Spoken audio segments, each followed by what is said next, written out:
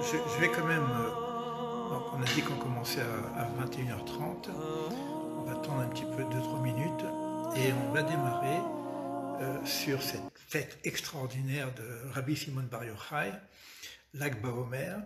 Alors pour les personnes qui me suivent, ça va être beaucoup plus facile, évidemment, puisque ça fait depuis Pessah qu'on travaille ensemble.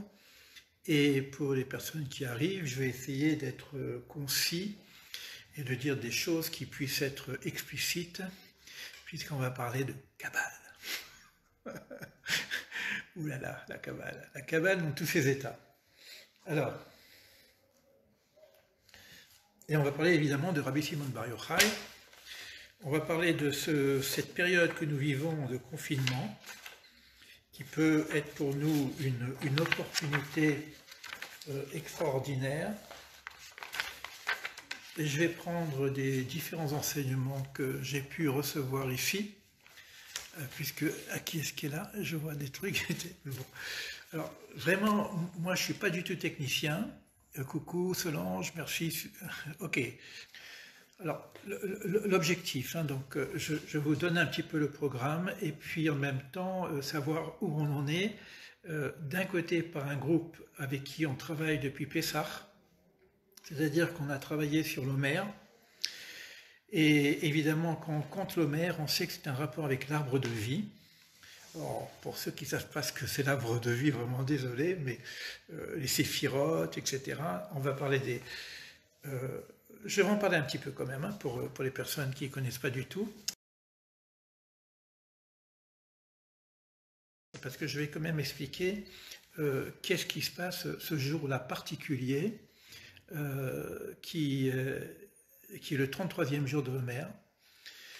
Et pour ceux qui m'ont suivi, on est dans Od de Od. Voilà. Alors,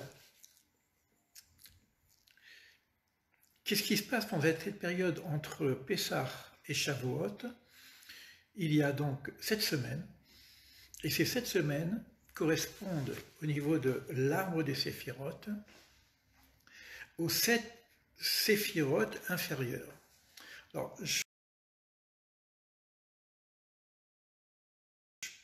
l'arbre des séphirotes, c'est l'arbre de vie, et déjà, pensez qu'on ne travaille que sur les 7 séphirotes inférieures, principalement même, je dirais, les 6. On est aujourd'hui à la 5e, Od.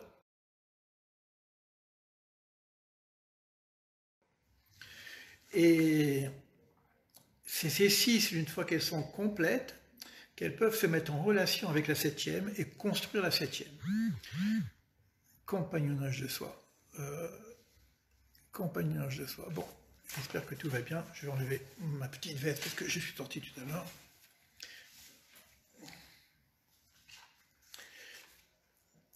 L'idée entre Pessah et Shavuot, Pessah c'est le moment de, on va dire, de la délivrance, de la libération. Shavuot, 49 jours après, c'est le moment de la révélation de la Torah. Et entre les deux, on fait un certain travail de construction de nous-mêmes, de construction de nos valeurs, pour arriver à cette espérance, pas simplement du don de la Torah, mais à la construction de ce qu'on appelle la malchoute. La malchoute, c'est-à-dire la réalisation finale de ce monde. Et chaque séphirote correspond à un personnage. D'accord? Donc ce moment de l'Omer, qu'on appelle ça l'Omer, c'est un temps privilégié pour la réussite messianique. D'ailleurs, on va voir que dans ce temps-là, on n'a pas eu encore le privilège de voir le messianisme, peut-être très bientôt d'ailleurs, peut-être qu'aujourd'hui, avec cette belle fête de Rabbi Simon Bar Yochai, dont je vais parler un peu tout à l'heure. Mais en tout cas, c'est un moment propice, parce que c'est le moment où nous sommes, nous, en tant qu'humains, à l'œuvre. Quand on arrive à la Torah, c'est le don de la Torah, mais tout dépend du travail que nous avons fait. Et on va essayer de comprendre, là, maintenant, le peu de temps qu'on aura ensemble, qu'est-ce qui fait que ça n'a pas marché, Et qu'est-ce qui pourrait faire que ça marche? Et puis de quoi on parle quand on parle de messianisme? C'est un programme énorme parce que ça fait 2000 ans qu'on parle de ça et on ne sait pas trop souvent ce que ça veut dire. En tout cas, déjà, on est dans un parcours, un cheminement qui nous permet de construire chaque semaine un lampadaire, on va dire ça comme ça. Si vous imaginez un lampadaire avec 7 lumières, il faut allumer des lumières, d'accord, qui sont en nous, qui sont à l'extérieur et qui sont dans le monde. En tout cas, le monde est créé selon ce principe de l'arbre de vie. Alors, il faut savoir maintenant, je vais commencer par des choses assez simples et puis on va essayer de monter un peu le degré en fonction des personnes qui seraient là et puis des questions que j'aurai. L'homère est bien une mesure de capacité. Alors, si on regarde vraiment au niveau biblique, l'homère, c'est... Bon, on amène de l'orge au temple. Et on mesure évidemment la capacité d'orge qu'on amène. En quel rapport avec la mystique, les machins, etc. Alors, j'avais fait j'avais fait, comme il ne faut pas que je bouge trop quand même, hein. J'avais fait une capsule sur Pessar Chénic, c'était il n'y a pas longtemps d'ailleurs, où j'expliquais que le fait d'amener de l'orge dans le temple, et puis qu'avec cette orge, on va fabriquer du pain, qui serait le pain des propositions, c'est-à-dire qu'on va pas faire d'un pain d'orge, qui serait le sacrifice du pain. Et la différence entre le chametz, c'est-à-dire le pain, et la matzah, qui est bien écrasée, c'est que le pain demande un grand travail. Alors que la matzah, ça ne prend pas beaucoup de temps et il n'y a pas de chametz dedans, ça gonfle pas. C'est-à-dire que la symbolique, en fin de compte, c'est le travail que l'homme doit faire. Or, il est extrêmement difficile de travailler dans le monde sans faute. On monte un commerce, combien je vends, combien j'achète, qui sait, bon, les affaires sont les affaires. Les règles talmudiques sur l'agriculture sont extrêmement draconiennes, la partie qu'on doit laisser aux pauvres, le maaser, etc. Donc, c'est extrêmement difficile.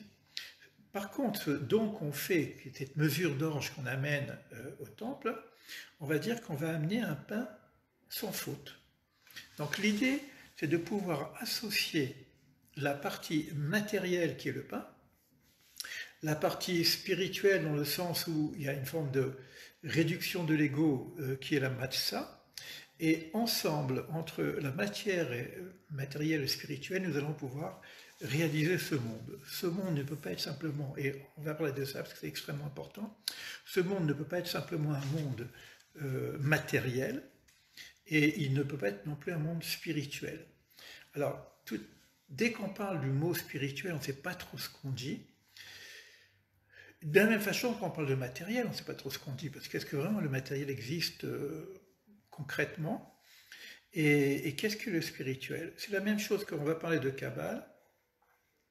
C'est quoi la Kabbale par rapport à ce que nous connaissons de la tradition hébraïque, on va parler de la Torah. Pourquoi la Torah se présente à nous comme un livre de loi, un livre de commandements, dans lequel il y a des histoires? Et qu'est-ce que veut dire la Kabbale dans cette histoire? Alors, on va dire Kabbale, oulala, c'est caché, etc., c'est trop compliqué, on ne peut pas toucher, c'est pas pour nous, il faut rester dans le littéral, c'est-à-dire dans ce qu'on comprend. Alors, c'est un peu faux tout ça, parce que la Kabbale, en tout cas, moi, ce que j'ai pu comprendre, c'est pas plus compliqué. C'est pas plus compliqué que la science. C'est pas plus compliqué que les lois de la halakha. Quand vous étudiez le Talmud, si vous voyez tous les pilpoulis, les discussions des rabbins pour arriver à savoir si c'est cachère ou pas cachère, vous dites qu'il y a de quoi se perdre. Il y a vraiment de quoi se perdre. D'ailleurs, c'est pas moi qui l'ai dit, tout à l'heure j'ai écouté un cours que lorsque on rentre dans l'étude du Talmud et lorsqu'on se perd, on nous conseille d'aller étudier un petit peu la Kabbale, c'est-à-dire ce qui est soi-disant caché. Donc on parle de nigler, ce qui est visible, et de mystère, ce qui est caché. Donc voilà, c'est un petit peu, on va rentrer dans ces thèmes-là et on va voir comment on peut associer les deux niveaux. Je travaille un peu sans filet, donc ce qui me vient, me vient. Ceux qui travaillent avec moi, bon, me connaissent un petit peu, vont pouvoir raccorder les morceaux de l'ensemble de notre partage. Et je vais aussi m'adresser donc à ces personnes-là pour parler de là où nous en sommes aujourd'hui par rapport à ces 33 jours de travail, parce que c'est 33 jours qu'on travaille ensemble. Et il y a je vous ai mis un lien sur le chat de coaching existentiel. Vous allez retrouver dans ce site une quarantaine de vidéos, parce que c'est tout en direct, hein, il n'y a pas besoin de mettre de mot de passe, il n'y a pas besoin de mettre de carte de crédit, si vous rentrez, vous avez tout est gratuit, et vous avez ce qu'on appelle l'enseignement de compagnonnage de soi qui est gratuit, et donc vous avez dans les onglets tout l'enseignement de l'arbre de vie, avec les différentes séphirotes. Donc on parle de l'arbre de vie de façon générale, et chaque séphirote est détaillée, et donc on a travaillé sur la première séphira qui est Chesed, l'amour, on a travaillé sur l'autre partie qui est la Gvura, la justice, la rigueur, et puis on a trouvé l'équilibre entre l'amour et la justice avec Tiferet, au milieu, le cœur. On a travaillé sur le cœur, on a travaillé presque physiquement sur le cœur. Après on est passé à Netzach, qui correspond à la jambe droite, même au niveau du corps, et qui est représenté, donc j'en dis un peu trop déjà. Et après on est passé à Hod, et nous sommes aujourd'hui à Hod. Donc, et on a toujours cette histoire de droite-gauche, hein, dans les séphirotes. La droite, elle est plutôt de l'ordre de la bonté, on va dire ça comme ça, et la gauche, elle est plutôt de l'ordre de la rigueur. Maintenant, il y a aussi un autre principe, c'est le haut et le bas.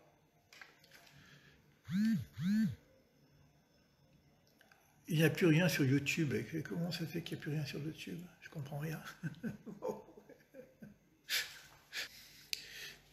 Je voudrais d'abord commencer à simplifier le contexte. Quand on parle de cacher et de révéler, on a l'impression que c'est quelque chose de mystérieux. Mais si vous regardez le monde entier est fait comme ça. Il y a une partie que vous voyez, et il y a une partie que vous ne voyez pas. Il y a toujours une partie cachée et une partie révélée dans la réalité de notre monde.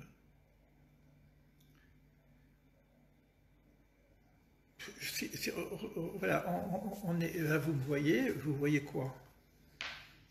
Vous voyez un corps. Or, ce corps, c'est pas moi. C'est mon extériorité. C'est ma partie révélée. Mais vous ne voyez pas ma partie cachée, c'est-à-dire mon âme.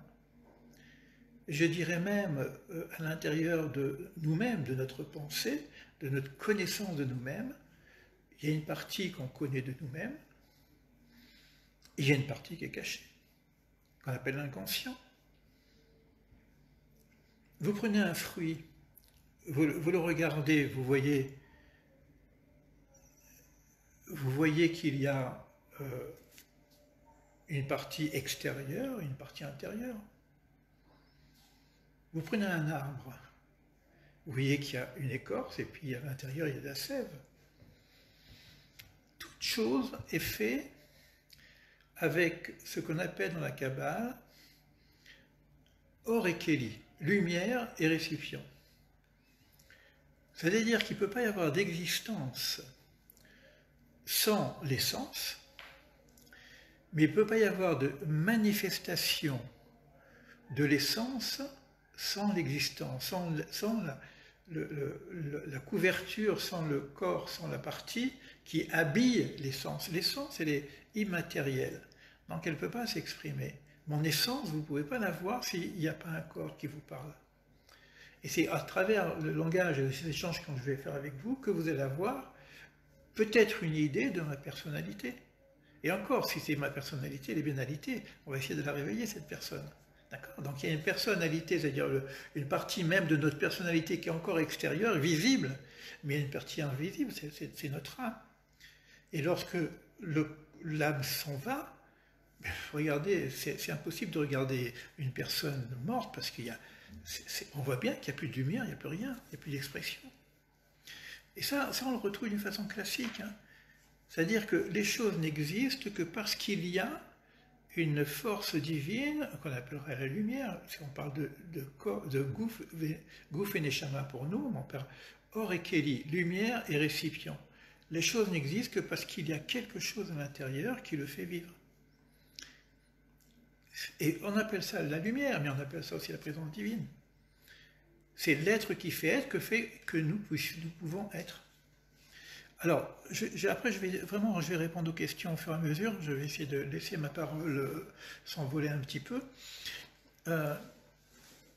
Mais là, je parle que de deux niveaux. C'est-à-dire que la Torah elle-même, elle a une extériorité et elle a une intériorité. Alors, on va parler d'ésotérisme et d'exotérisme, on va parler de pnimiut et de chitzoniut, extérieur, intérieur. Quand vous lisez la Torah, qu'est-ce que vous lisez?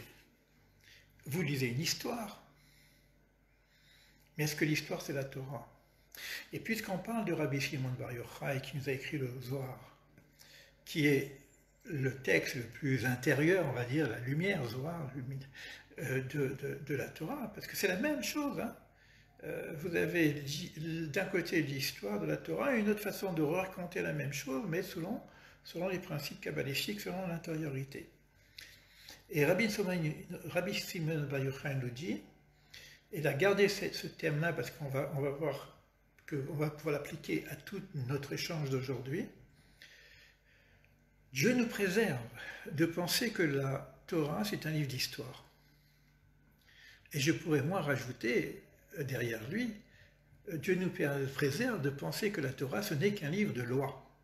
D'ailleurs, Rashi pose la question, quand vous lisez la Torah dans Bereshit, Rashi dit, mais pourquoi la Torah commence par le commencement?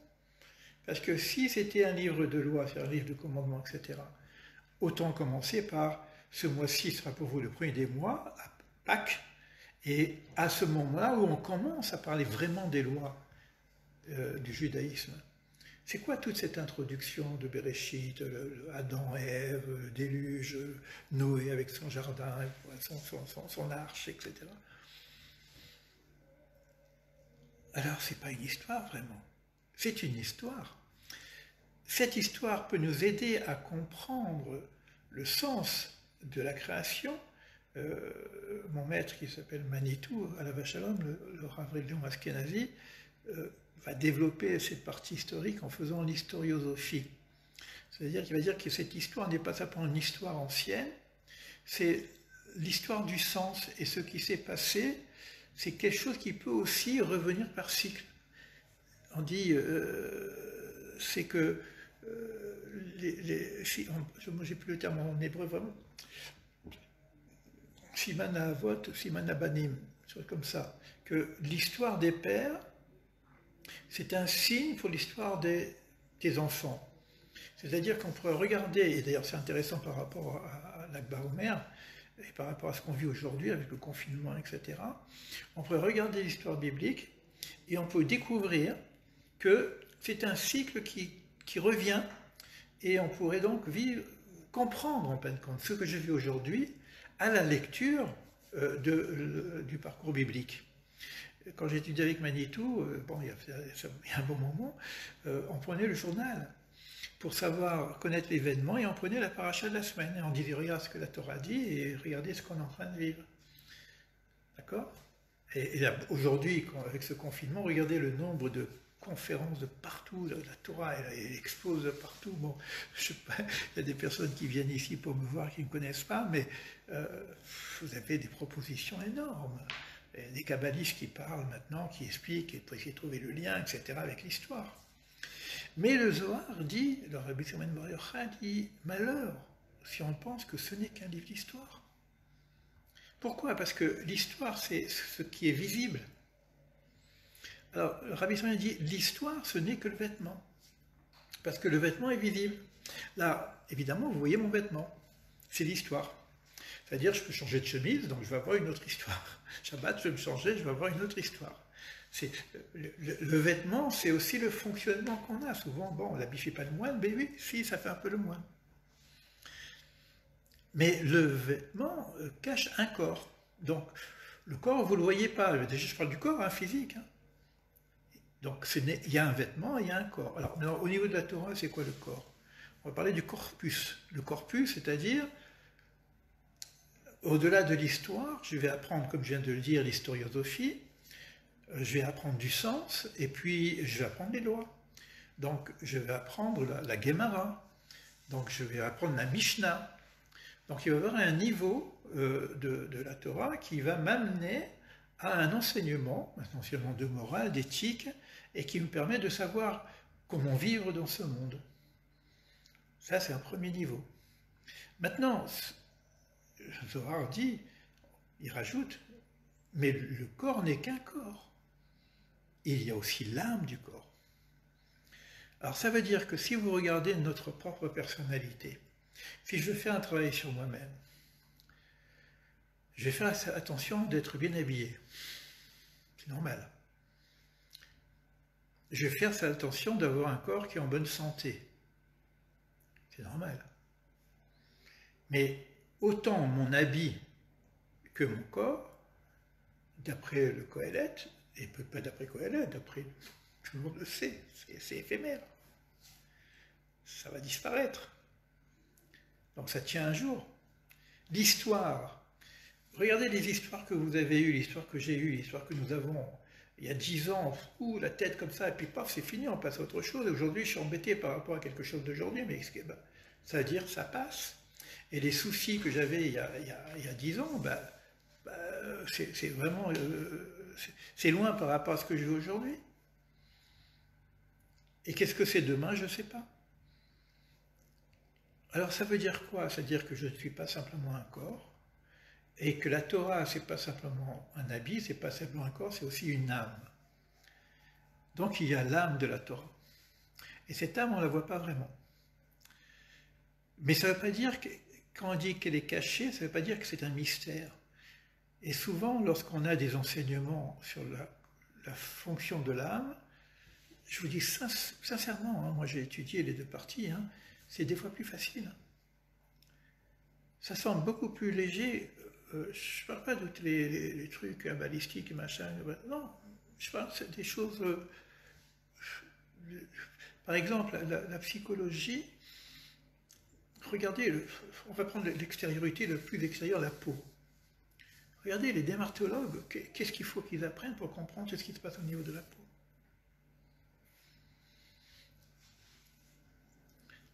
Alors, ça veut dire que ce n'est pas visible, mais c'est dans notre réalité.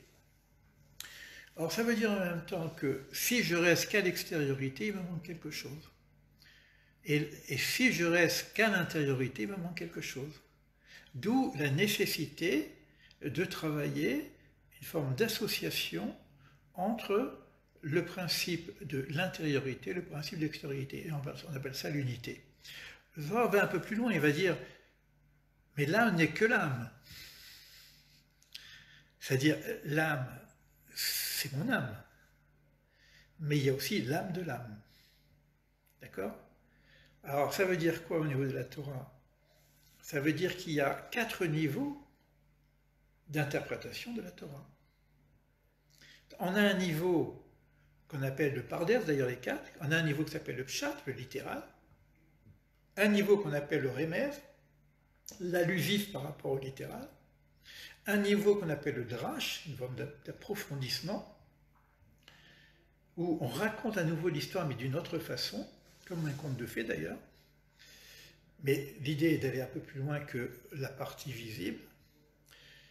Et un niveau qu'on appelle le sod, d'accord, qui s'appelle,